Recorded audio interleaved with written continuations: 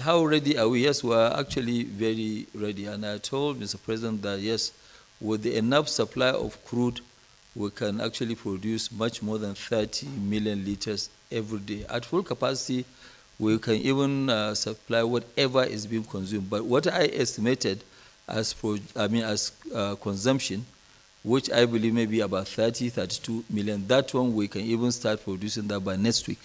It's not really an issue. Because as we speak today, we have 500 million liters, in our tanks. So 500 million liters in our tanks, even if there's no production from anywhere or no imports, this will take the country more than 12 days, with no imports, with no production, with nothing.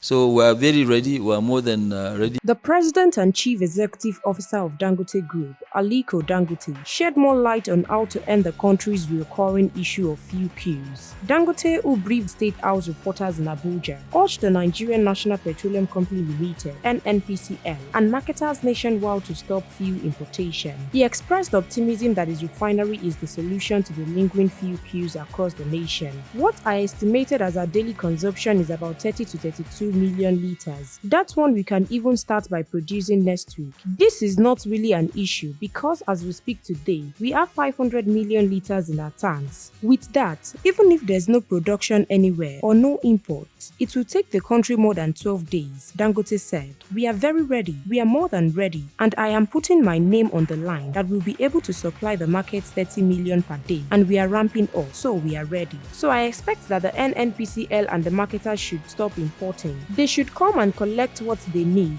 Dangote emphasized. Dangote's words came barely 4 weeks after the federal government began implementing a policy to sell crude oil to Dangote refinery in Naira rather than United States dollars. The federal government said the move would stabilize fuel prices domestically and strengthen Nigeria's currency by cutting down on the need for dollars in the crude oil transactions. Stay tuned to NaijaNews TV for more news updates.